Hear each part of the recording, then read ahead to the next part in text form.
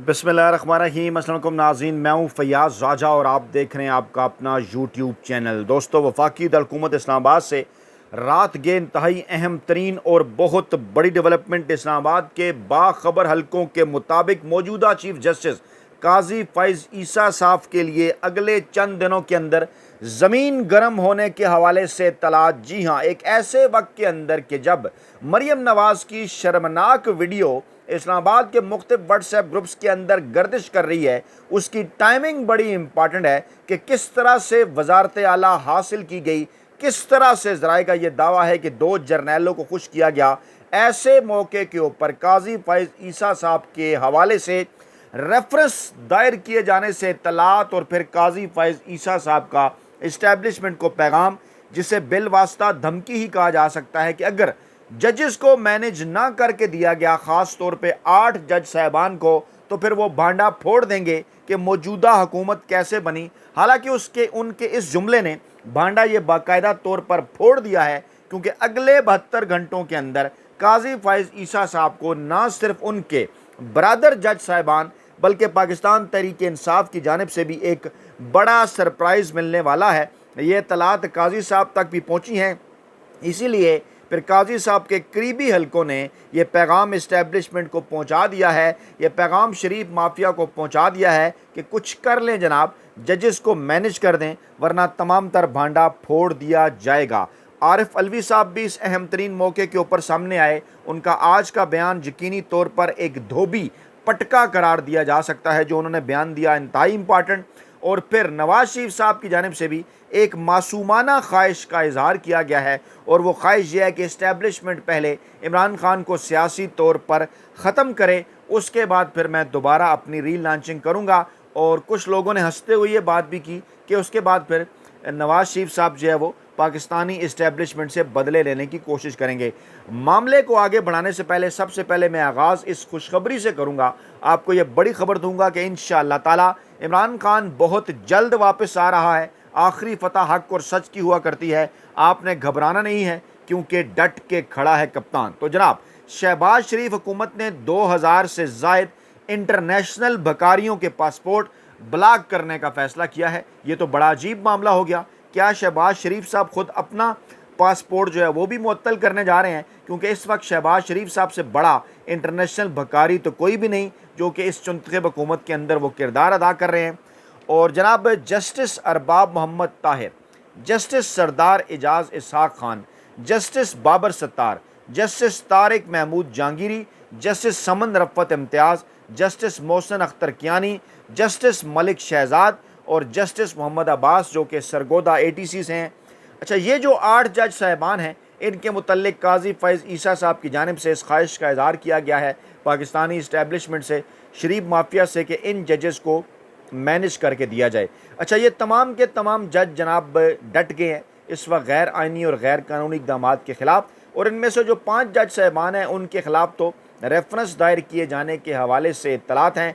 कहा जा रहा है कि इनके मामले को सुप्रीम जुडिशल कौंसिल में इसलिए ले जाया जा रहा है ताकि जनाब धमकी दी जाए, उन्हें ब्लैकमेल किया जाए। इससे पहले आपको याद होगा कि क्या कुछ किया गया जस्टिस मुज़ाहिर अकबर नकवी के साथ, क्या कुछ किया गया जस्टिस एजाजुल एहसन के साथ, दीगर जज साहबान के साथ नून लीग के सोशल मीडिया सेल की जानिब से। लेकिन अब इन जज साहबान ने कह दिया है, जस्टिस जहांगीरी साहब का तो बाकायदा तौर पर उनके करीबी हल्के ये दावा कर रहे हैं कि जनाब उनकी जानिब से ये पैगाम भिजवा दिया गया है कि जो कुछ आपने करना है कर लें।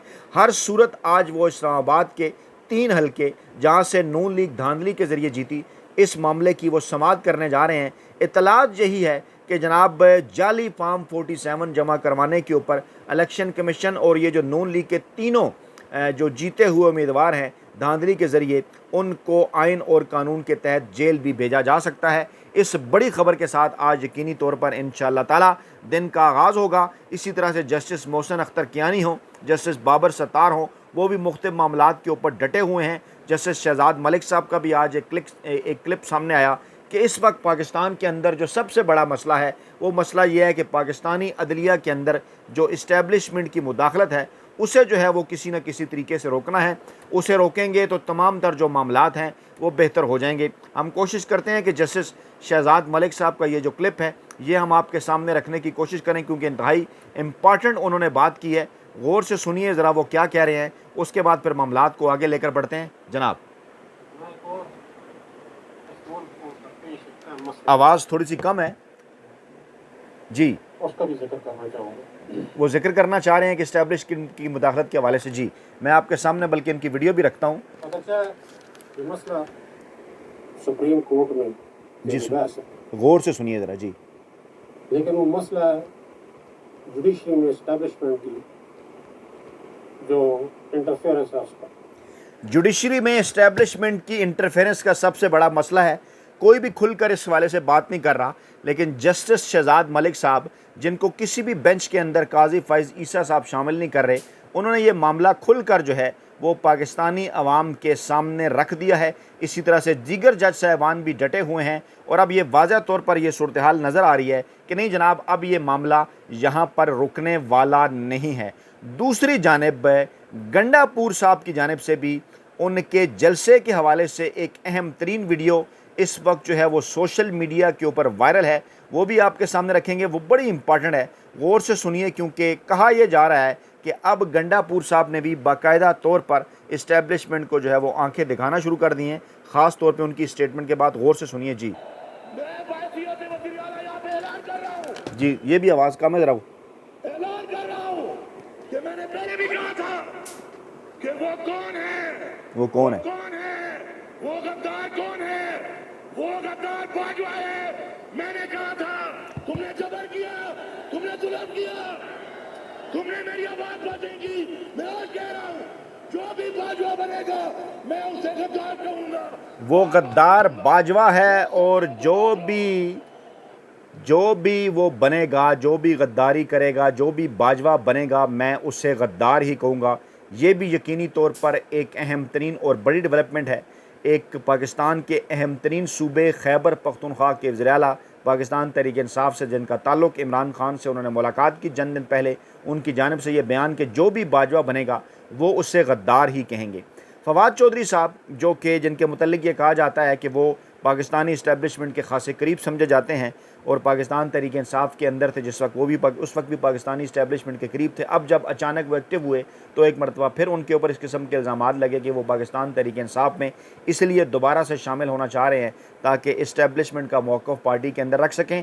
उनका एक ट्वीट सामने आया है, उन्होंने कहा कि नवाज शरीफ की ये ख्वाहिश है कि इस्टेब्लिशमेंट इमरान खान को सियासी तौर पर ख़त्म करे, फिर मैं इस्टेब्लिशमेंट से निमट लूँगा। ऐसा कहा है फवाद चौधरी साहब ने। और यकीनी तौर पर नवाज शरीफ साहब जो चंद दिन पहले एक्टिव हुए, फवाद चौधरी साहब के इस ट्वीट में कुछ ना कुछ जान जो है वो ज़रूर नज़र आती है, क्योंकि नवाज शरीफ साहब इस ख्वाहिश का इज़हार आर्मी चीफ साहब के उस्ताद और उनके अपने करीबी जो ममदू हैं इरफान सिद्दीकी साहब, उनसे भी इस किस्म की ख्वाहिश का इज़हार कर चुके हैं कि जनाब जो है वो इस्टेब्लिशमेंट के साथ हाथ मिलाकर जो है वो आगे बढ़ना चाहिए। मकसद इन तमाम तर चीज़ों का क्या है? चंद दिन पहले जब इस किस्म की इत्तलात आई थी कि इमरान खान से गारंटी मांगी गई है कि वो इक़्तिदार में आके कोई कार्रवाई नहीं करेंगे, जो कि आरिफ अलवी साहब ने फिर ये गारंटी दी भी, उनकी जानिब से कहा भी गया कि इमरान खान कह चुके हैं कि मैं किसी किस्म का कोई ज़ाती बदला नहीं लूँगा। तो इसी हालात के अंदर नवाज शरीफ मजबूरन डर कर फिर एक्टिव हो गए कि शायद इमरान खान के पाकिस्तानी इस्टेब्लिशमेंट के साथ जो ताल्लुकात हैं वो बेहतर होने जा रहे हैं।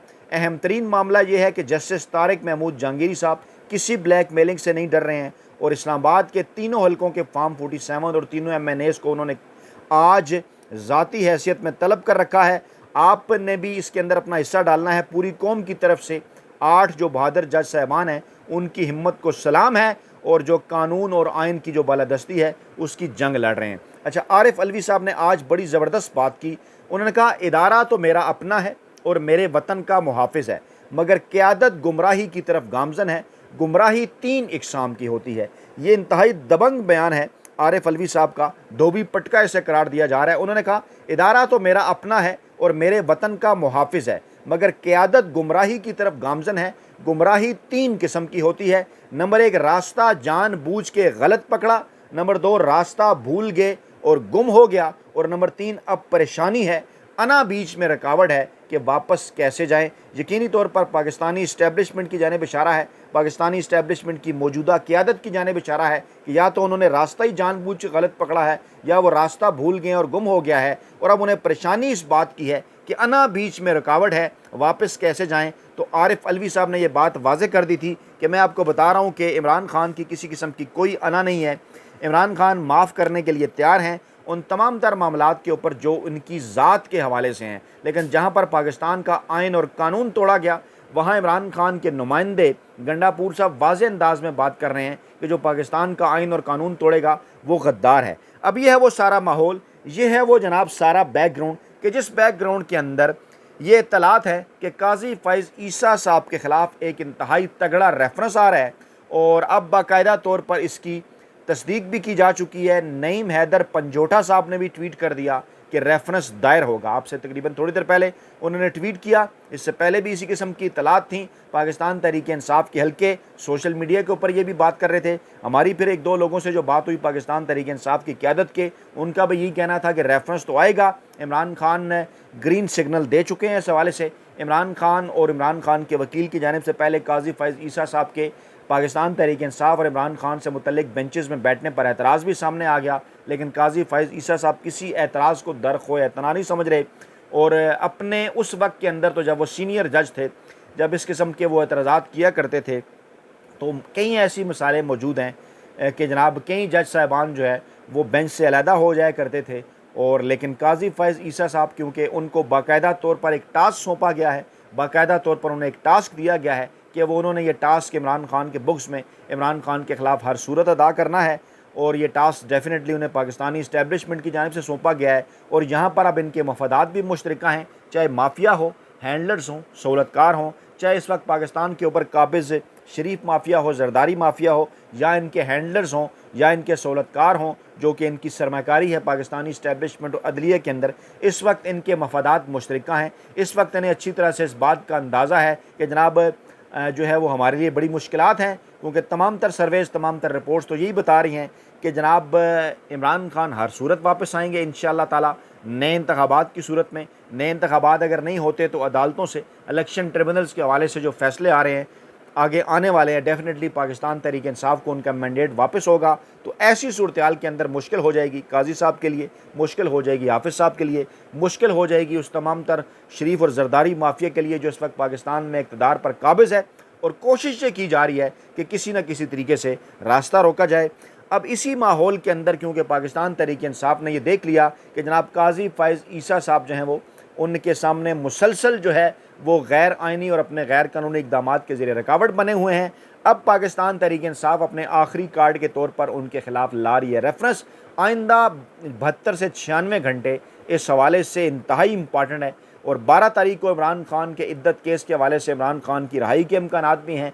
ये भी कहा जा रहा है कि इमरान खान खुद फील्ड में आकर जब सियासी और अदालती महाज संभालेंगे तो यकीनन माफिया हैंडलर्स और सहूलतकारों के लिए मुश्किलात बढ़ जाएंगी।